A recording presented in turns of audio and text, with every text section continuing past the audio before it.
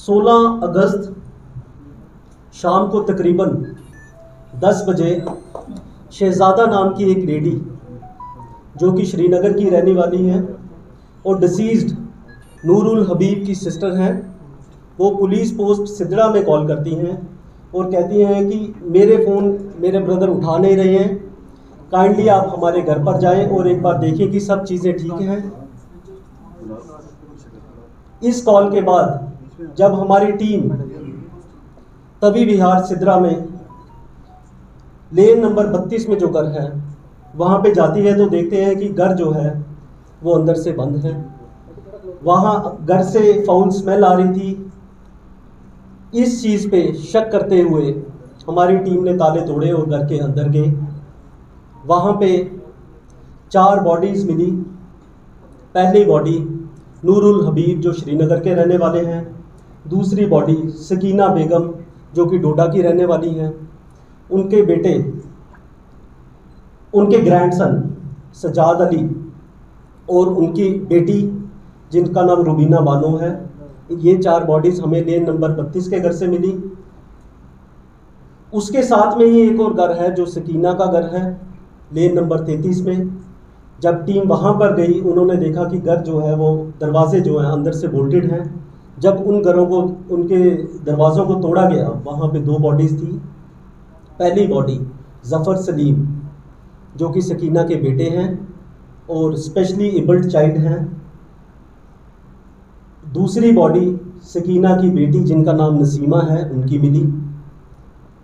Total 6 bodies को police ने अपनी कस्टडी में लिया और गवर्नमेंट मेडिकल कॉलेज जम्मू में ऑटोप्सी के लिए इनको लेके आए।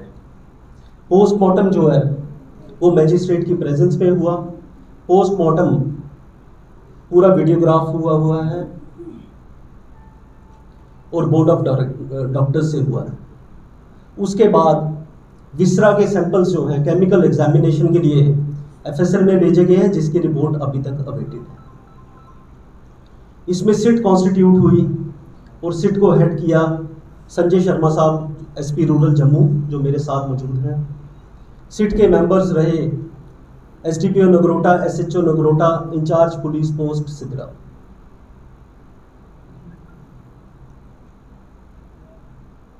तफ्तीश के दौरान हमने ये पाया कि नूरुल हबीब जो श्रीनगर के रहने वाले हैं, तकरीबन 1997 में, आज से 25 साल पहले ये जम्मू में मूव किए। कंसल्टेंसी का ये काम करते थे और इनके घर में सकीना नाम की जो लेडी है, डोडा की रहने वाली है, वो एज ए डोमेस्टिक हेल्प काम करती थी। मेडिकल इश्यूज भी थे इनके, इन द सेंस कि मैंने पहले ही बताया 2 बच्चे डिफरेंटली एबल्ड थे, स्पेशली एबल्ड थे। उन वजह से ये फैमिली काफ़ी ज़्यादा डिपेंडेंट थी नूर जो है उनके ऊपर फाइनेंशियल मैटर्स में, और डोमेस्टिक हेल्प के लिए ये उनके घर में काम करते थे। सजाद अली के पढ़ाई का खर्चा भी नूरुल हबीब भी उठाते थे और बाकी भी इनकी ज़रूरतें जो थी पैसे की वो यही पूरे करते थे। फैमिली मेडिकल इश्यूज़ के साथ साथ इनके कुछ डिस्प्यूट्स भी चल रहे थे। जो डोडा की फैमिली थी, इनके अपने डिस्प्यूट्स चल रहे थे, कोर्ट केसेस चल रहे थे, लिटिगेशंस चल रही थी। इस वजह से ये फैमिलीज दोनों की दोनों काफ़ी ज़्यादा डिप्रेस्ड थी। अगस्त के फर्स्ट वीक में जब ट्रायल के दौरान ये कोर्ट में गए, उस दौरान बाहर आकर इन्होंने अपने एक दोस्त को कॉल किया। उधर 3 लोग गए थे, सजाद अली जो ग्रैंडसन है सकीना के, नूरुल हबीब और उसके साथ में सकीना बेगम। बाहर आके इन्होंने अपने एक दोस्त को कॉल करके बताया कि जो हमारे विटनेस भी हैं कि इस ज़िंदगी को जीने का कोई फ़ायदा नहीं है, हमें मेडिकल इश्यूज़ भी बहुत ज़्यादा हैं, मैं खुद भी सीए से सफ़र कर रहा हूँ, इस चीज़ को अभी हमने पुख्ता करना है, एज ए एविडेंस अभी पेपर्स इकट्ठे करने हैं, क्या ये सच है कि नहीं। उसके सिवा जो उन्होंने बोला कि हमारी बाकी लिटिगेशंस भी चल रही हैं, लैंड के डिस्प्यूट्स भी चल रहे हैं, तो बेहतर है इस ज़िंदगी को ख़त्म कर दिया जाए।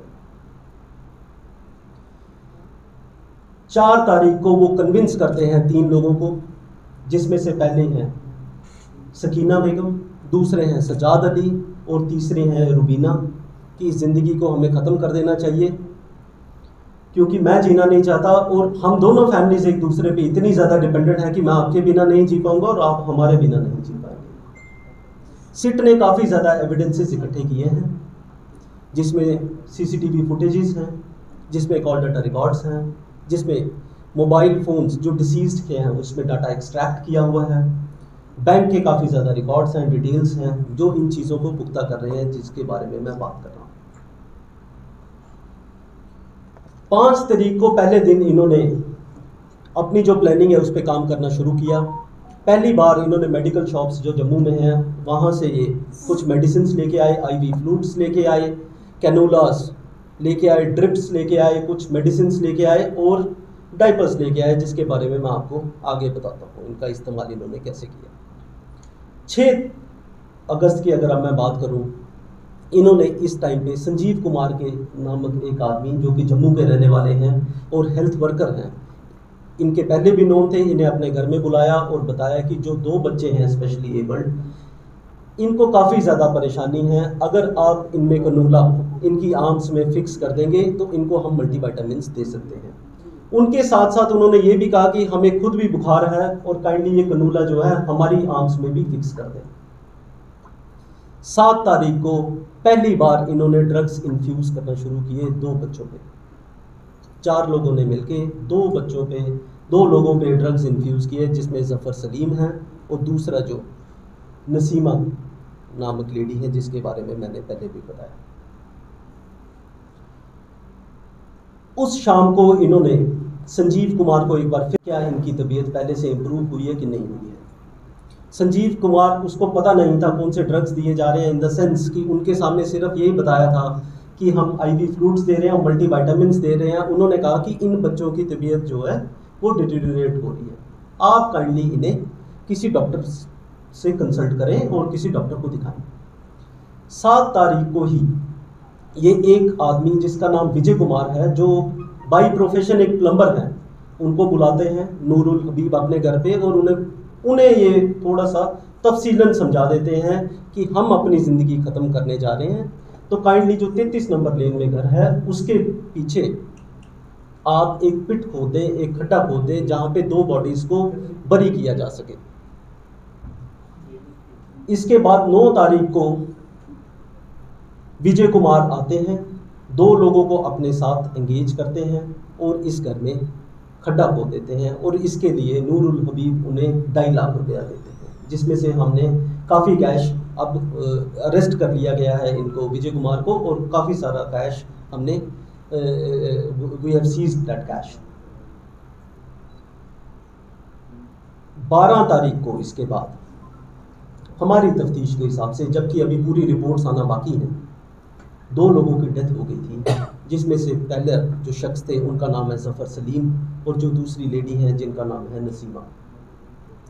उसी दिन इन्होंने फिर इसके बाद प्लान किया कि सकीना नाम की जो लेडी है, अब इसको हम ड्रग्स इन्फ्यूज़ करेंगे।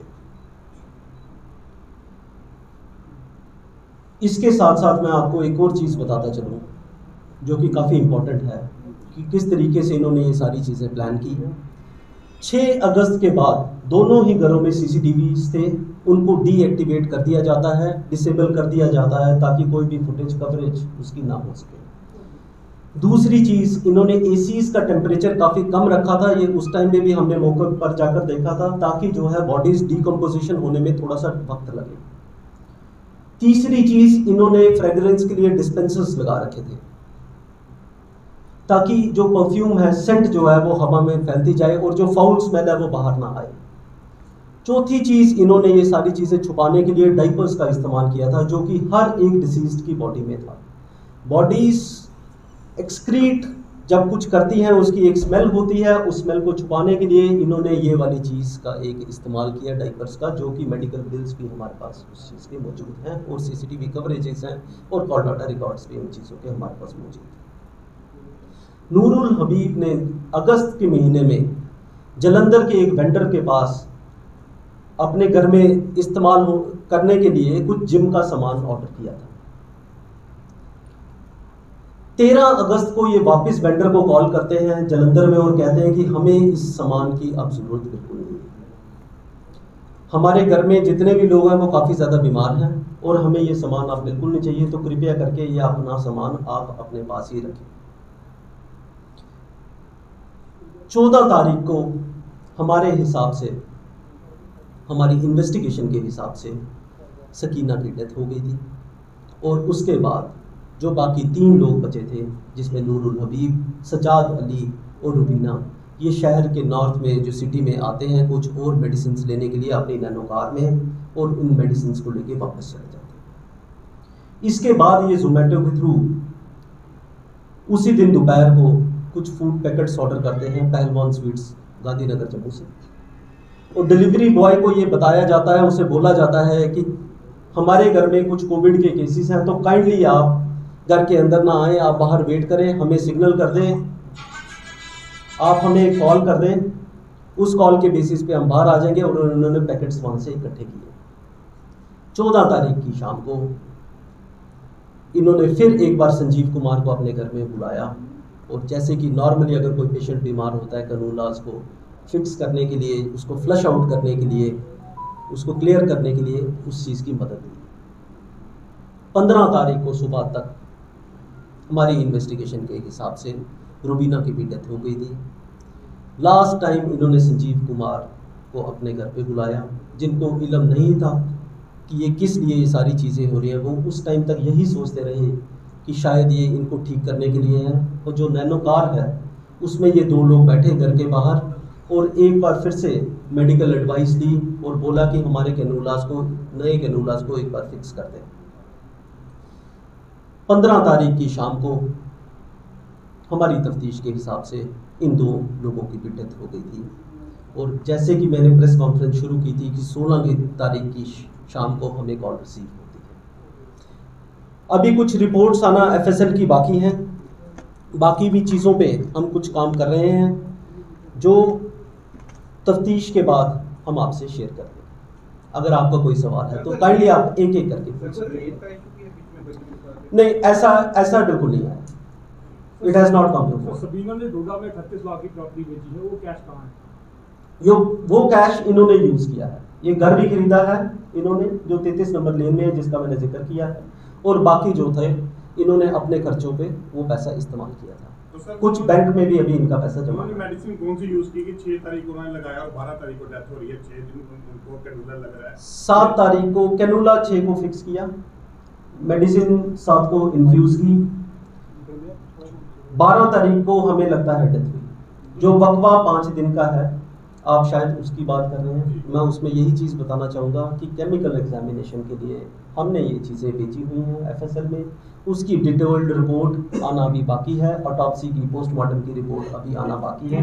बट डेफिनेटली ड्रग्स जो यूज़ किए थे वो शेड्यूल एच ड्रग्स थे, उनका अब किस तरीके से उन ड्रग्स ने रिएक्ट किया है और क्या क्या कौन कौन से वो ड्रग्स थे, वो रिपोर्ट के बाद ही पता लगेगा।